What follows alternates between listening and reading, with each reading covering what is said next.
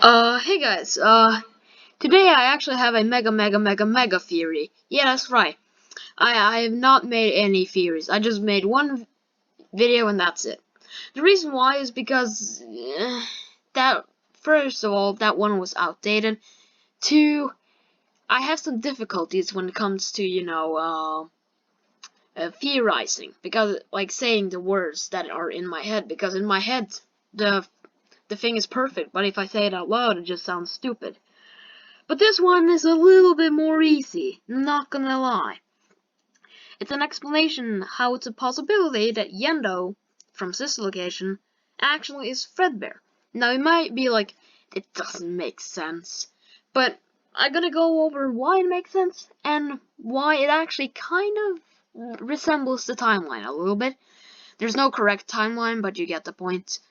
And yeah, let's begin with the first evidence. Not really evidence, but you get the point. The name of Yendo. This name stands for yellow endo. We know that, right? Yellow endo is like the main thing. And like that means it's yellow endo, like with the eyes and stuff like that. And many people speculate there existed a funtime fredbear. But like there's no evidence supporting that, and there's also the fact that like, yeah, there's nothing really to support a funtime fredbear. It just seems so unlikely. But what is to support is what if Yendo is fredbear? First of all, it explains the name. Second of all, it will explain where fredbear went, the one who bited the kid, where went down. He would go down in the cyst location. Now let's get into the timeline stuff. First of all, it makes sense considering the jaw to fredbear. A normal endoskeleton wouldn't crush a kid's skull, but something like Yendo, look at his mouth.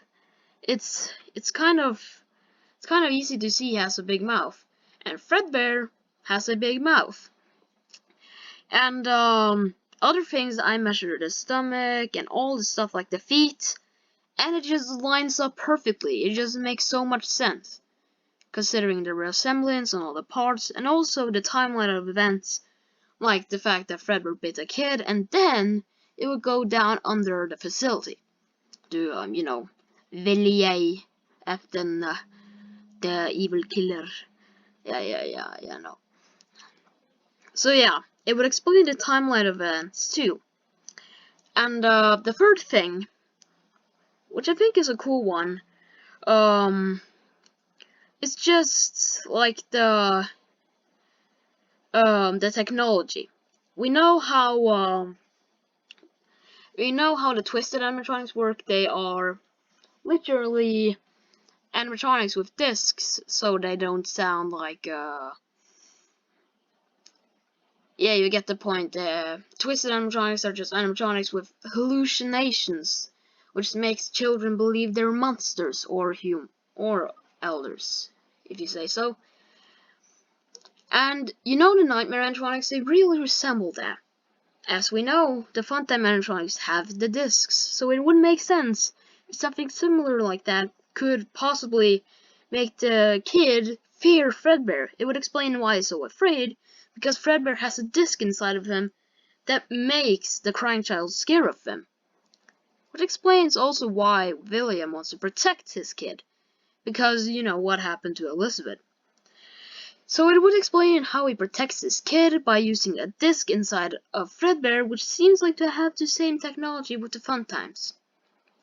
And to have the general idea, I edited a fredbear where I took the parts of fredbear and took them on Yendo. And here's the general idea. Like the mouth and stuff like that. Wouldn't it make sense if this was the thing that bit the kid of 83? It would make sense to me. But this is just a mega theory. And I'm not sure if you agree with this. But it's a mind that you can think on. Because it makes sense in the timeline. It makes sense with why he's so scared of the place. It explains the technology of fredbear, and it also explains the story and everything. So yeah, and it also explains where Yendo went. So yeah, hope you enjoyed this video, and yeah, bye.